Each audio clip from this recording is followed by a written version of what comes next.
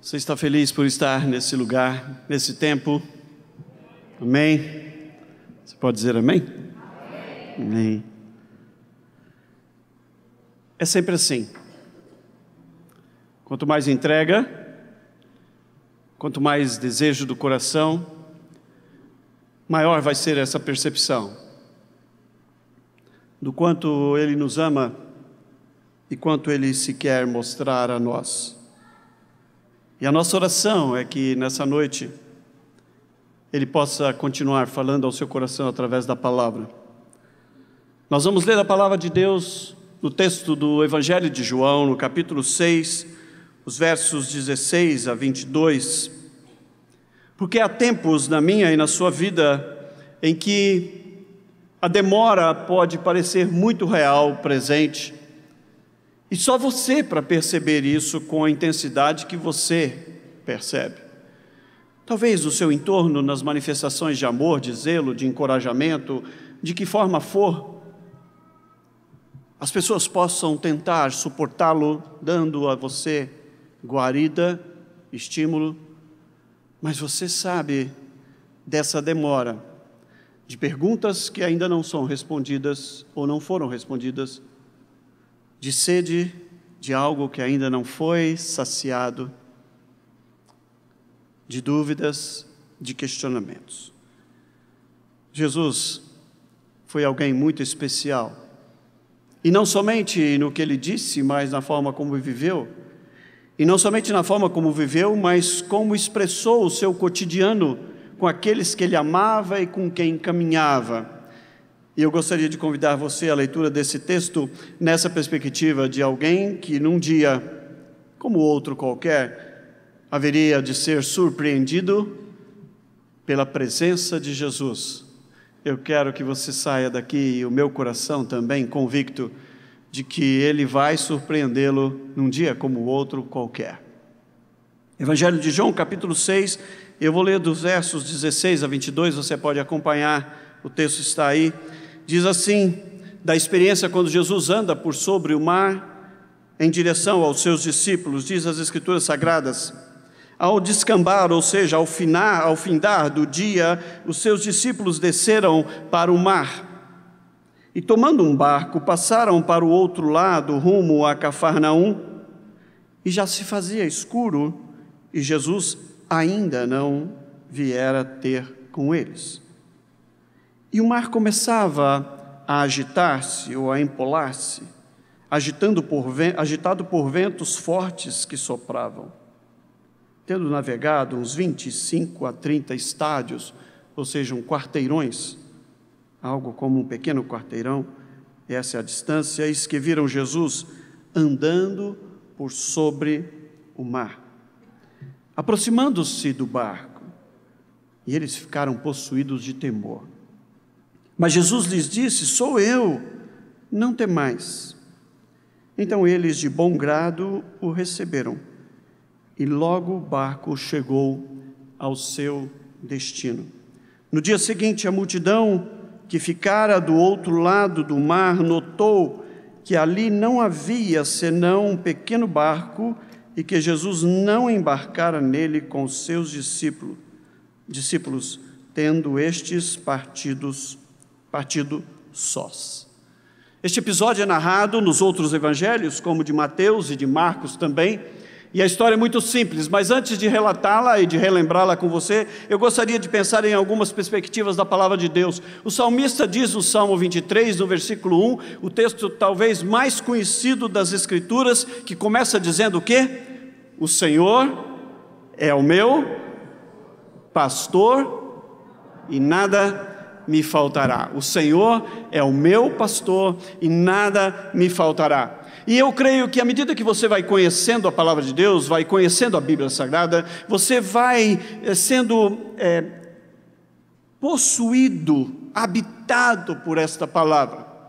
E de repente você se confronta com verdades absolutas da palavra de Deus, que nos remetem a alguns princípios que nós devemos praticar no nosso dia a dia.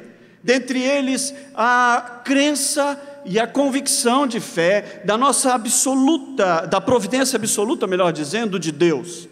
de um Deus que jamais tarda, que não chega atrasado nas nossas vidas, nas nossas circunstâncias, em quaisquer momentos que nós possamos experimentar. Por outro lado, se Deus é o Deus da providência, do cuidado, o Deus que se faz presente, também isso não nos exime, e a palavra de Deus é muito clara sobre isso, do fato de nós podermos enfrentar sofrimentos no nosso dia a dia. Agora, como é que pode um Deus que protege e que permite sofrer? Que prazer Deus teria nisso? O texto, eu penso, expõe estas duas situações que podem se fazer presente, como naqueles dias de clima de São Paulo, que começam de um jeito e terminam de outro. Não sei se você é assim, mas eu tenho um guarda-chuva no porta-mala do carro, tenho uma blusa no porta-mala do carro, porque você sai de manhã e não sabe o que vai encontrar. Se um dia muito ensolarado e que termina com chuva, se ao contrário, se um dia mais quente que termina um pouco mais, e particularmente no outono que nós estamos, isso vai se acentuando mais ainda nesse período de transição entre o verão e o inverno. E o texto nos conta está presente, melhor dizendo, nesse texto, esses dois conceitos, esses dois princípios, que podem gerar um certo desconforto em mim e em você, na vivência da nossa humanidade. Eu queria que você pensasse comigo no texto da Palavra de Deus, porque eu penso que apanhar estes conceitos teológicos, bíblicos, e incorporá-los e transformá-los psicologicamente na nossa conduta diária, em verdades dentro de nós, é um grande desafio. Uma coisa é o que eu leio, o que eu creio, e uma coisa é a prática disso que eu creio, disso que eu tenho lido, disso que eu tenho ouvido e eu tenho visto. Porque a nossa lógica não convive com a nossa emoção e com essas compreensões teológicas da palavra de Deus. O texto diz, e foi depois de uma experiência também incrível e marcante, que foi a multiplicação dos pães, quando Jesus alimenta mais de 5.000 pessoas com 5 pães e 2 peixinhos, tirados de um adolescente precavido, que foi em direção a Jesus, quando muita gente ia em direção a Jesus para ouvi-lo, e ele levou o lanche, ele levou o McFish, era um adolescente, pão e peixe. E Jesus usa aquilo para alimentar mais de 5.000 pessoas. Os discípulos estavam maravilhados com aquilo que acontecia, e diz o texto então que eles desceram até a altura, a margem do mar da Galileia, e já era o entardecer daquele dia.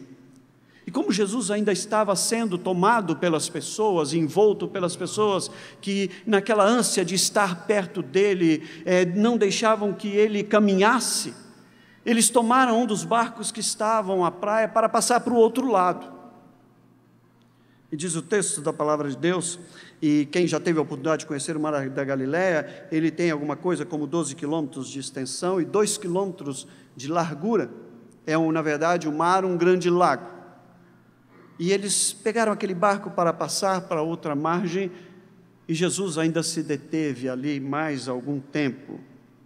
E de repente, eles começam a receber a visita da tempestade, do vento que soprava com força sobre o barco, e eles olham e veem alguém vindo andando por sobre as águas.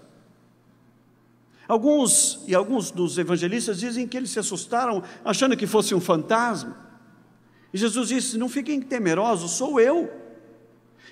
Imaginem um entardecer, pouca luz, e de repente você olha para a água e aquela água agitada, e vem alguém andando por sobre a água. Daí eu digo que essas percepções daquilo que a palavra de Deus nos traduz como princípios, e as evidências disso na prática da minha e da sua vida, são verdadeiros desafios. Eles estavam acostumados a andar com Jesus, a ver coisas incríveis que Jesus fazia, que para eles eram milagres, para Jesus nada mais era do que a sua interferência no mundo que ele mesmo criara. Acalmar tempestades é para ele algo natural, ele as criou também. E aí de repente Jesus vem em direção a eles, e eles têm medo, e Jesus diz a eles: não se assustem, sou eu. Jesus havia os mandado ir, vão que depois eu vou. De repente Jesus já não vinha com eles, de repente Jesus lhes aparece daquela forma. A vida muitas vezes nos envolve nas nossas circunstâncias, nos nossos medos, nos nossos pânicos, nas nossas adversidades, nas nossas incoerências e inconsistências. E muitas vezes nós não conseguimos sequer divisar o futuro, porque ele é-nos uma ameaça.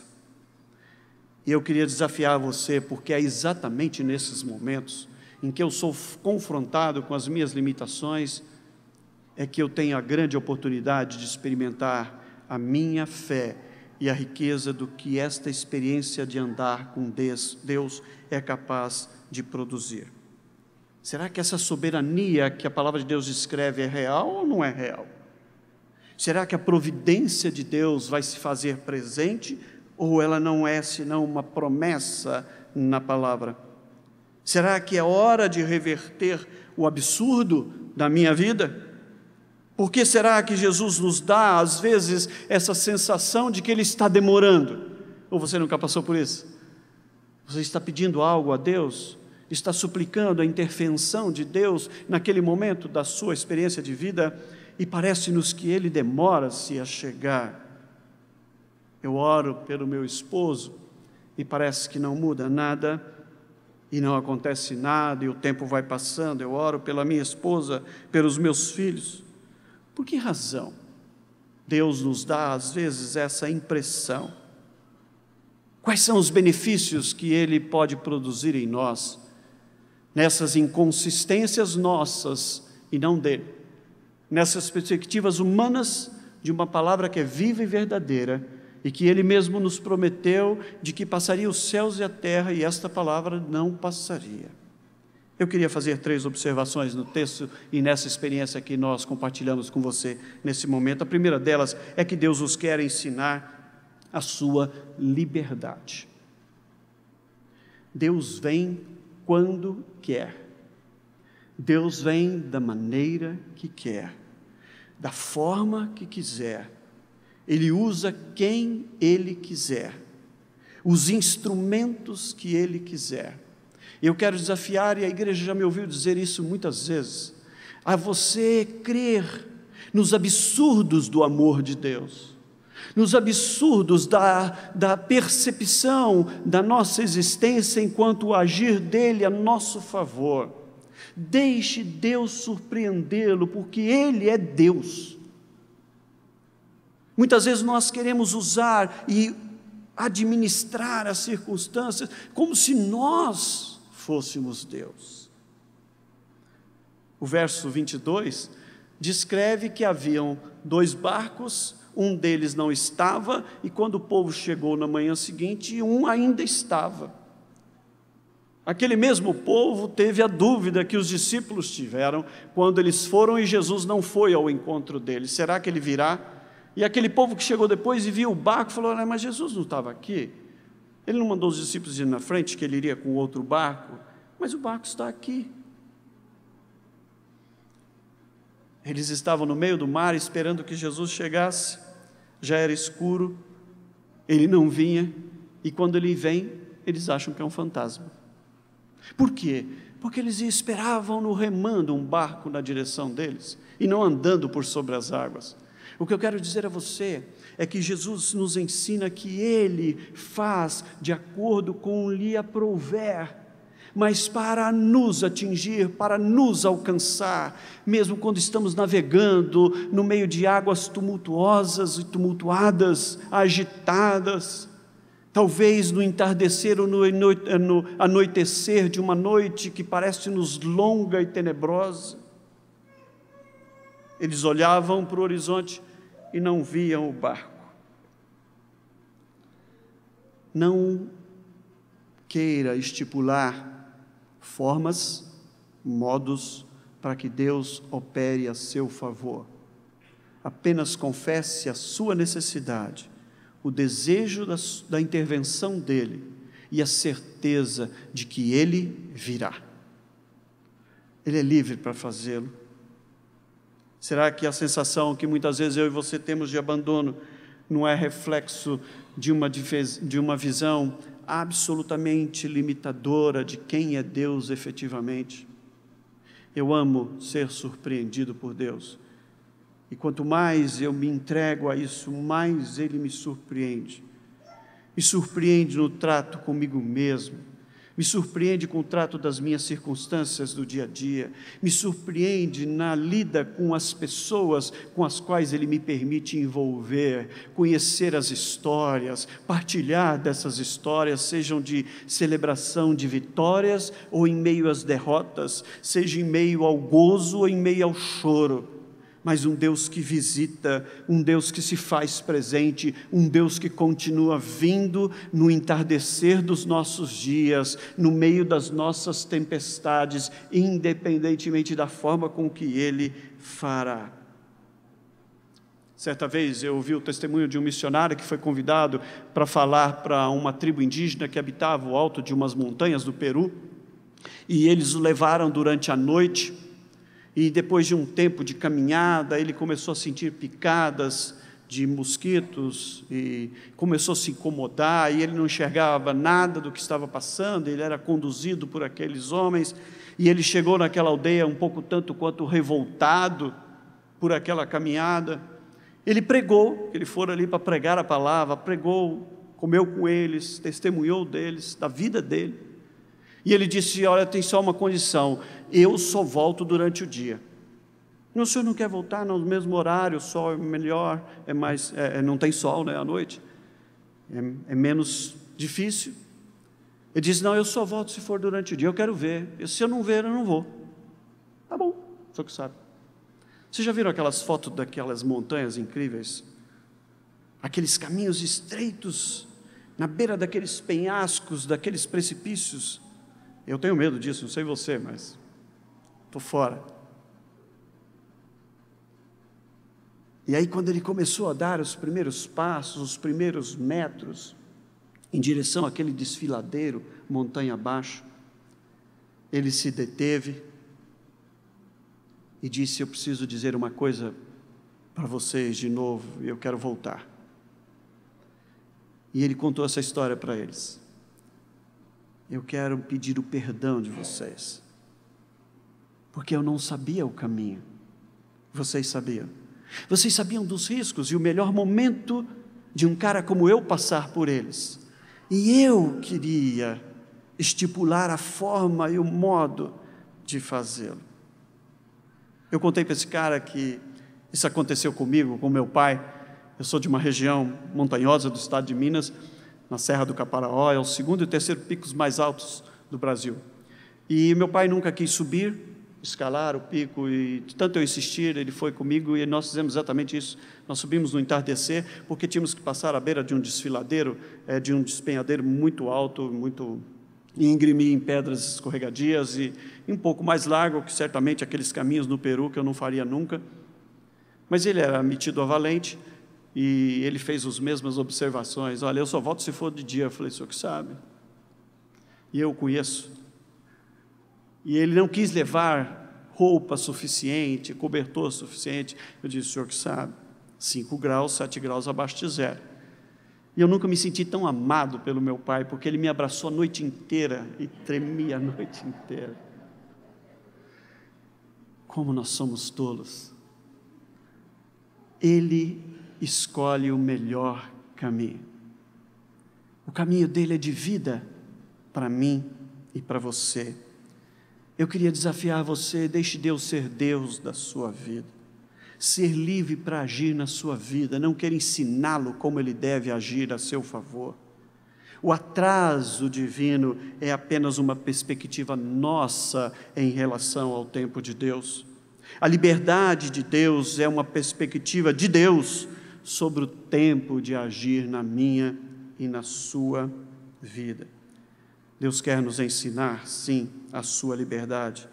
Deus quer nos ensinar, sim, a esperança que nós podemos ter nele. E não é apenas uma virtude que faz com que eu faça no meu dia a dia algumas confissões otimistas da vida, desassociadas das minhas realidades. A esperança do crente é a máquina que move a nossa alma, é a oxigenação do nosso sangue que o faz correr nas nossas veias, é a guerra da alma contra os nossos apesar de. Jesus, diz o texto, ainda não viera ter com eles. Apenas isso. Eu queria dizer para você, a esperança é filha do atraso. Sabe por quê, meu irmão? Porque esperança com hora marcada não é esperança. É lógica do encontro. Se você quer ter esperança, mas você quer ter a certeza da hora, do dia, isso é uma lógica do momento daquele encontro. Nada mais do que isso.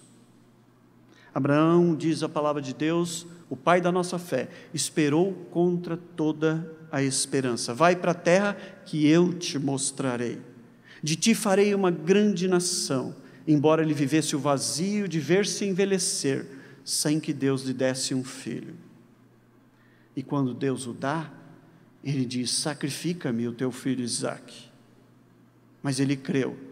E eu amo aquela experiência que deve ter sido muito dolorosa para Abraão caminhar em direção àquela montanha.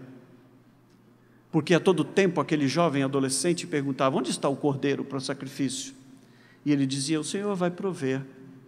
E quando ele chega ao pé daquela montanha, antes de subi-la, ele diz ao seu servo que com ele ia, fique aqui, nós subiremos e desceremos. Ora, ele não ia sacrificar o filho? Porque ele disse, desceremos. Já faz tempo que eu oro e ainda não. O livro de Hebreus, no capítulo 3, verso 8, nos ensina, esperai, pois, em mim, diz o Senhor. O salmista, no Salmo 62, verso 5, diz, somente em Deus a minha alma espera silenciosa, porque dele vem a minha esperança.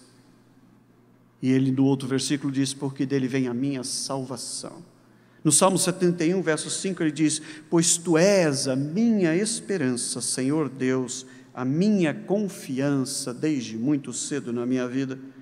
E o livro de Provérbios, Salomão nos ensina, procura respeitar e obedecer a Deus todos os dias da sua vida, porque o seu futuro, assim, será brilhante e você não perderá nunca a esperança. Deus quer te ensinar e me ensinar a ter nele confiança e liberdade dele agir em nós. Deus quer nos ensinar a ter e descansar nessa convicção de fé. Deus quer nos ensinar, e eu termino assim, nos ensinar que o tempo está nas suas mãos. É interessante porque depois que Jesus chega, entra no barco, toda aquela sensação do atraso se desfaz. Assim na minha vida e na sua vida. Quando ele chega, quando a resposta chega, quando Deus traz-nos a sua resposta, todo o nosso medo, toda a sensação de atraso se desfaz. Além do que, porque é somente para nós que há essa sensação de atraso. Essa é uma categoria humana, não dele. Após a salvação, dessa circunstância, um deles vira-se e diz, verdadeiramente o Senhor é Filho de Deus. O logo supera todo o atraso do ainda não. A certeza de que tudo se dissipa quando ele chega. O texto de Hebreus, no capítulo 11, nos ensina sobre essa perspectiva da fé. Quando ele diz, ora, a fé é a certeza das coisas que se esperam, a convicção dos fatos que se não veem. De fato, sem fé é impossível agradar a Deus, porquanto é necessário que aquele que se aproxima de Deus creia que Ele existe e que se torna galardoador daqueles que o buscam. Quando Jesus chega no barco, já não há nenhum temor. Ele está no barco da sua vida, da minha vida. Talvez você viva momentos em que essa perspectiva do atraso se faça presente. Talvez a perspectiva de Deus não estar fazendo como você imaginara que Ele faria. Deixe Deus ser Deus, agir em você e através de você. Encha o seu coração desta esperança que se traduz em fé, porque Ele está, porque Ele é, e porque Ele é, Ele sempre estará.